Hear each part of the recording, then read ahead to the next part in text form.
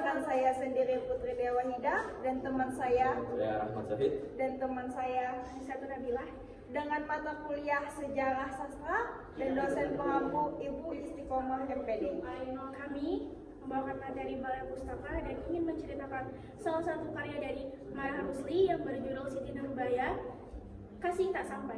Menceritakan tentang Siti Nurbaya.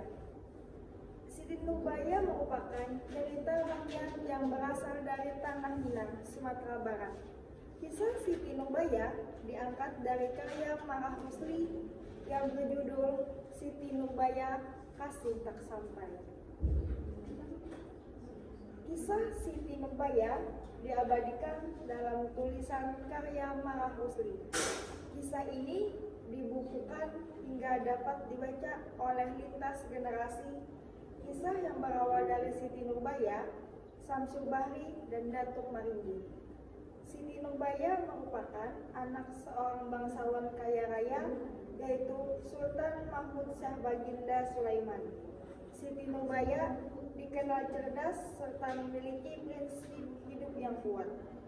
Pemikiran yang berbeda dari para sepupunya tentang pernikahan yang berbagai adat yang kental akan patriarki membuat daya tarik tersendiri dari Siti Nurbaya.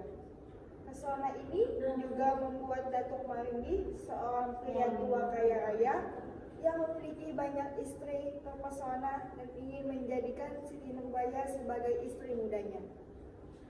Namun, nasib baik memihak Siti Nurbaya. Dia telah memilih tambatan hati, yaitu Syamsul Bahri yang merupakan tetangganya sendiri. Mereka berdua saling jatuh cinta dan memadu kasih. Kisah mereka berjalan lancar hingga kabar bahwa Syamsul Bahri diterima untuk melanjutkan pendidikan dokter di Batavia, Jakarta. Membuat kedua insan yang sedang dimabuk cinta tersebut harus menjalani hubungan jarak jauh. Tangis tak terelakkan oleh Siti Nurbaya ketika melepas Syamsul Bahri di Teluk Bayur, Padang, Sumatera Barat. Datuk Maringgi yang sejak pertemuan pertama sudah tertarik dan berambisi menjadikan Siti Nurbaya sebagai istri mudanya melakukan banyak cara, mulai dari memintanya secara baik-baik hingga secara licik. Dengan dorongan rasa iri dengki pada bisnis Sulaiman, ayah dari Siti Nurbaya, Datuk Maringgi melakukan trik bisnis yang membuat Sulaiman jatuh bangkrut. Datuk Maringgi kemudian menawarkan pinjaman kepada ayah Siti Nurbaya dengan pinjaman berbunga. Sulaiman yang terdesak keadaan pun akhirnya menyetujui syarat itu.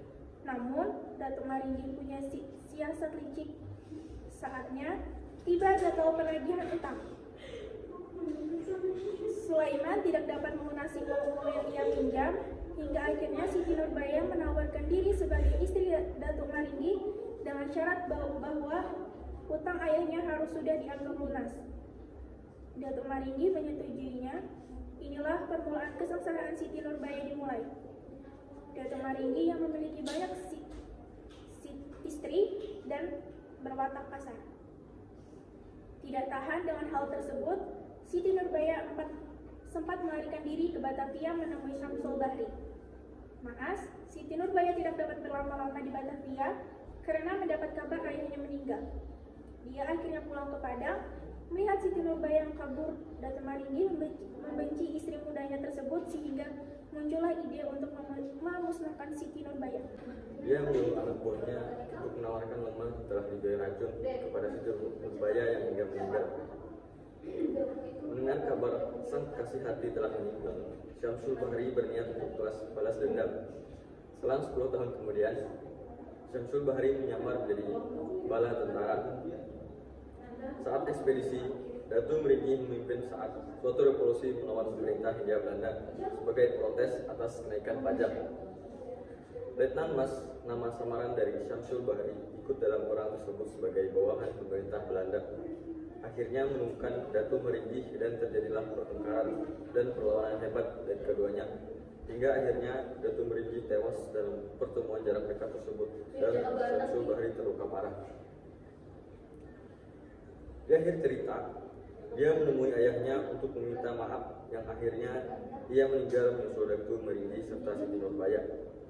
Cerita rakyat Siti Nurbaya kisah ini memang meninggalkan pesan moral, serta kesedihan yang abadi. Kisah kasih yang terhalang jarak, balas dendam dan budaya membuat kisah ini menjadi kisah fenomenal hingga zaman yang sudah modern saat ini. Namun suatu hal yang pasti, Siti Nurbaya cukup menjadi kisah legenda masa lalu yang hidup di masa lalu dan tidak diinginkan hidup di zaman sekarang.